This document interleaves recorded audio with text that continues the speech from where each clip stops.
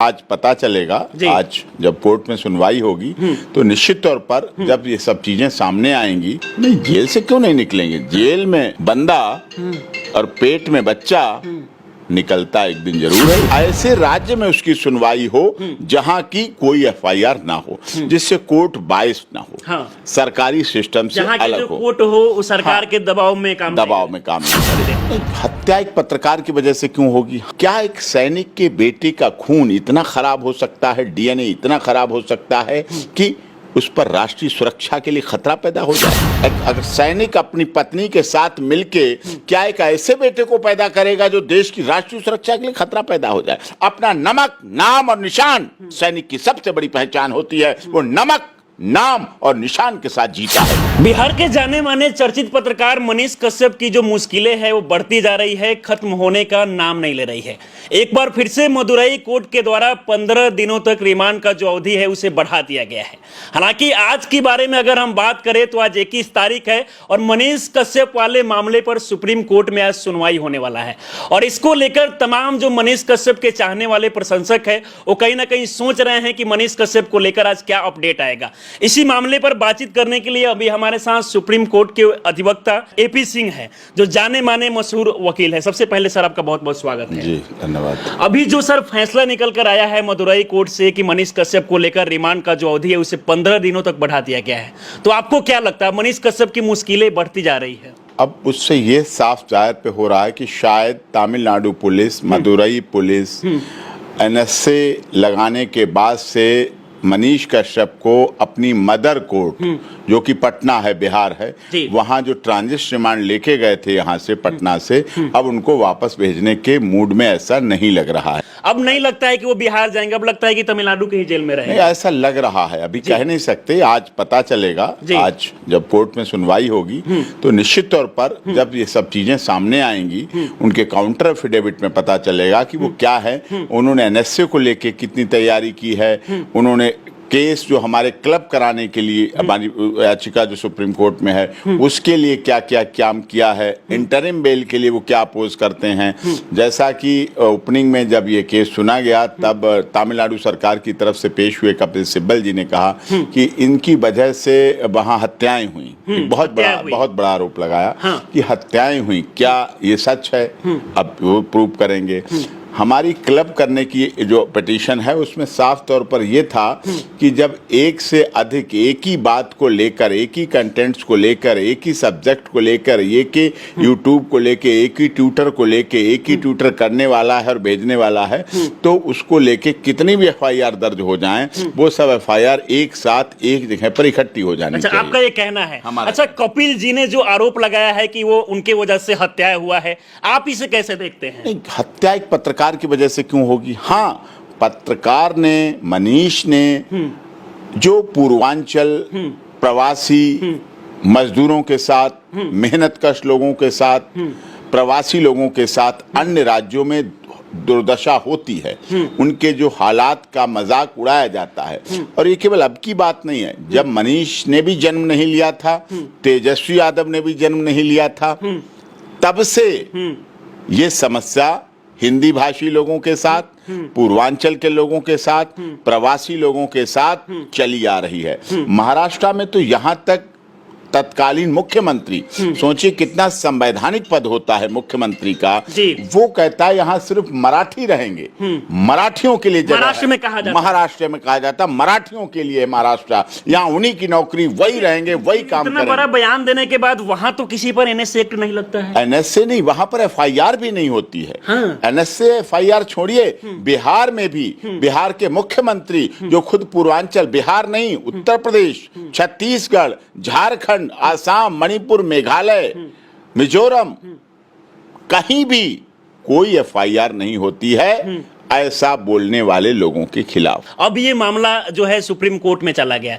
इससे पहले भी सुनवाई हुआ तो उसमें जो है तमाम राज्य में जहां पर मनीष कश्यप पर एफआईआर दर्ज हुआ उनको नोटिस भेजा गया है। और आज एक बार फिर से सुनवाई हो रहा है, तो ये बताइए कि आज किस मैटर को लेकर सुनवाई हुआ? क्या आज जो हमारी याचिका इसमें अभी क्या याचिका है कि सारे केसों को क्लब कर दिया जाए, सारे तमाम राज्य में जो एफआईआर दर्ज हुआ उसको एक कर दिया एफआईआर उनको एक कर दिया जाए। हाँ। और ऐसे राज्य में उसकी सुनवाई हो, मैं कोई राज्य नहीं सजेस्ट कर रहा, ऐसे राज्य में उसकी सुनवाई हो जहां की कोई एफआईआर ना हो, जिससे कोर्ट बायस ना हो, हाँ। सरकारी सिस्टम से अलग हो, कोर्ट हो उस सरकार के दबाव में काम ना करे, निर्भीक निष्पक्ष निडर जांच हो, राजनीतिक दबाव के बिना जांच हो, जी, इम्पार्शल इन्वेस्टिगेशन हो, स्पीडी इन्वेस्टिगेशन हो, और वहां सारे केस इकट्ठे ट्रायल हो, और उसको इंटरिम बेल दी जाए।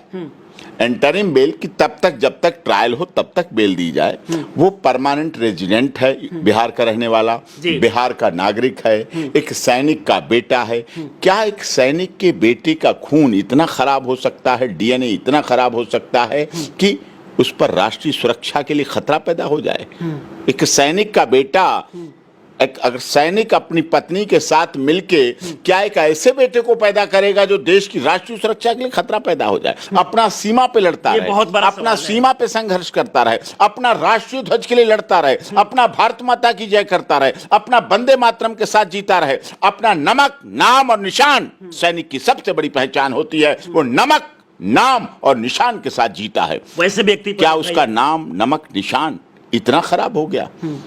ये वो सैनिक हैं हमारे देश के जो सीमा पर जब शहीद होते हैं ना, और उनकी पोस्टमार्टम होते हैं, जब उनके लाके पोस्टमार्टम किए जाते हैं तो सारी गोलियां सीने पर मिलती हैं, पीठ पीछे किसी सैनिक की गोली नहीं मिलती। आज को लेकर सर क्या लगता है, बड़ा फैसला मनीष कश्यप के पक्ष में क्या सुप्रीम कोर्ट से आ सकता है?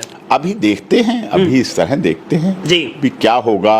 अभी काउंटर में देखेगी, ऑनरेबल कोर्ट देखेगी। हाँ, हमारी ऑनरेबल कोर्ट ने भी कह रखा है we are also migrant, we are also migrant. उन्होंने यहाँ तक कहा हम भी माइग्रेंट हैं, हिमाचल से हैं ऑनरेबल जस्टिस, बिहार गए, बिहार से माननीय सर्वोच्च न्यायालय में है वो, तो उन्होंने कहा, लाइटली मूड में कहा था पिछली डेट में, ऐसा नहीं कि कोई सीरियस, कि वी आर माइग्रेंट, हम भी माइग्रेंट है और सब माइग्रेंट, कोई कहीं है, आप दिल्ली आए तो क्या माइग्रेंट हो गए, हम अगर पटना जाते हैं तो क्या माइग्रेंट, कहने को माइग्रेंट हैं, लेकिन हमारा अधिकार है। हम आसाम के हाई कोर्ट भी जाते हैं, गुवाहाटी भी जाते हैं, तो तमिलनाडु भी जाते हैं, तो मदुरई भी जाते हैं, तो कोयम्बटूर भी जाते हैं, तो सब जगह जाते हैं। फेडरल है हमारा संघीय ढांचा, यही है। अच्छा, आप तो बहुत दिन से कहीं ना कहीं एडवोकेट है और काफी सारे मामले को देख चुके हैं, आज आपको लगता है कि पॉजिटिव कुछ आपके नजर से एक पॉजिटिव रिस्पॉन्स आ सकता है कोर्ट? नहीं, देखिए, हमें माननीय अदालत पर भरोसा है, पूरा भरोसा। आपने देखा सुप्रीम कोर्ट में, ऑनरेबल सुप्रीम कोर्ट में 3 दिन किसान आंदोलन चला, मैंने किसानों की तरफ से लड़ा, किसानों की तरफ से लड़ाई लड़ी। पहली बार देश में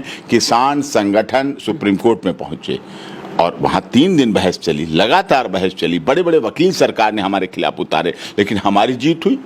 किसान बिल पर स्टे दिया और बाद में मोदी जी ने दरियादिली दिखाई और उन बिलों को रिपील किया, वापस किया।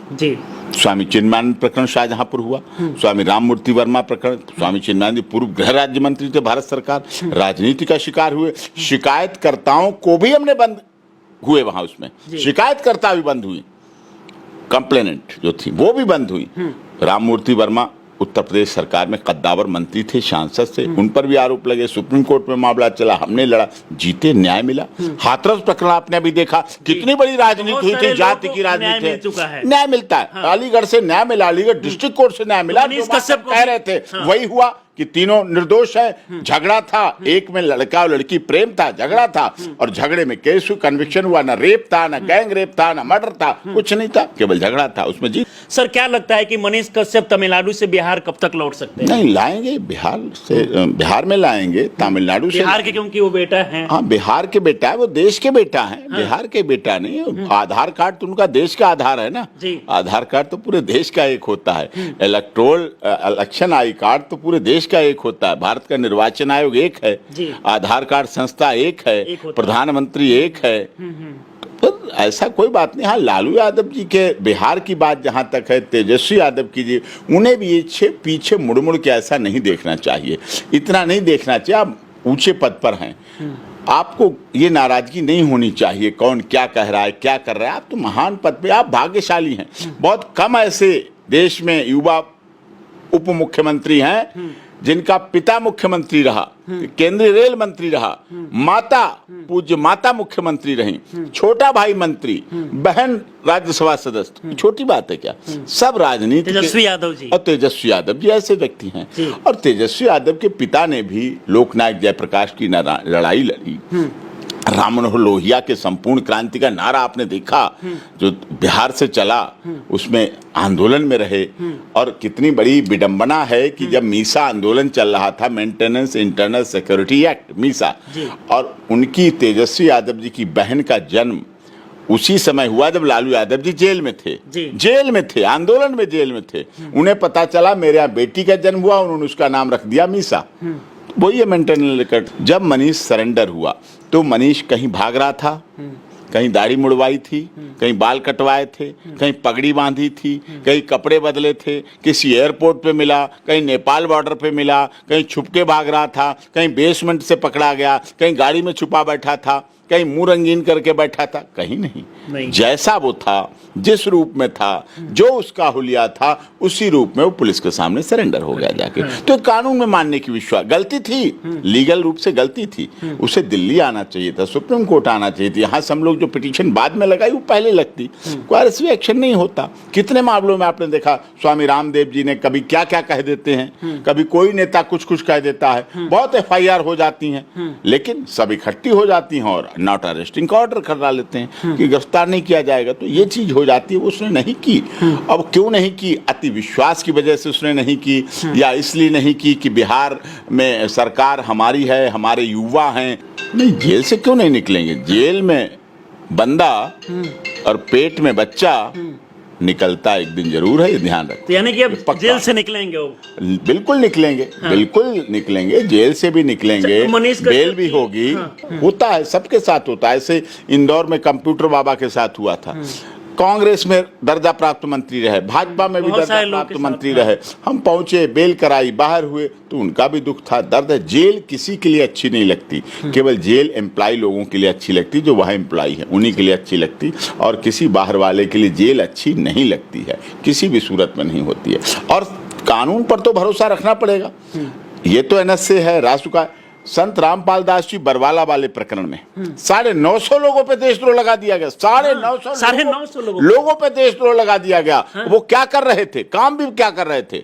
मानवता भलाई के काम, दहेज रोकना, जाति पात को हटाना, नशा मुक्त समाज बढ़ाना, हटाना, नशा मुक्त को खत्म कर दे, नशा मुक्त समाज ही बनेगा, सारे नशे खत्म करने हैं, दहेज रहित शादियां करनी हैं, कोई आडंबर नहीं, कोई ड्रामा नहीं, कोई सामाजिक कुप्रथाएं नहीं, समाज को सुधारने का काम, बदलने का काम, सत्य का काम, जीव हमारी जाति है, मानव धर्म हमारा, ये नारा लेके चल रहे थे। 950 लोगों पे FIR रजिस्टर कर दी गई। नेपाल के नागरिक जो आए थे भक्ति करने, उनको देशद्रोही बना दिया गया। बच्चे जो छोटे छोटे नाबालिग बच्चे थे, उन पर देशद्रोह का केस लगा दिया। हम लोगों ने केस लड़ा, बेल हुई, बाहर हुए, बच्चे सिद्ध हुए कि जुवेनाइल हैं। टाइम लगता है, समय लगता है, लेकिन जीत होती है एक दिन। सत्य की जीत होती है। सत्य परेशान हो सकता है, पराजित नहीं हो सकता, जीत होगी। चलिए सर, आप हमारे साथ जुड़े, इतनी अच्छी जानकारी दी, इसके लिए आपको बहुत बहुत धन्यवाद। ठीक है, बाकी हमारे साथ सुप्रीम कोर्ट के जाने माने अधिवक्ता AP सिंह बात कर रहे थे। अगर मनीष कश्यप मामले की अगर हम बात करें तो मदुरई कोर्ट के द्वारा जो है 15 दिनों तक रिमांड का जो प्रक्रिया है इसे बढ़ा दिया गया है। हालांकि आज 21 तारीख है और हर प्रशंसकों का कहीं ना कहीं निगाहें टिका हुआ है कि मनीष कश्यप को लेकर आखिरकार आज क्या फैसला आता है। और आज जो है, आज के बारे में अगर हम बात करें, मनीष कश्यप को लेकर तमाम जो राज्य में FIR दर्ज किया गया है, इन सारे मामले को एक करने को लेकर सुनवाई होनी है। तो ऐसे में ये देखना होगा कि आखिरकार सुप्रीम कोर्ट से जो है क्या कुछ फैसला निकल कर आता है। बाकी आप लोग क्या सोचते हैं, अपनी राय हमें जरूर दें। आप हमारे साथ जुड़े रहें। जय हिंद।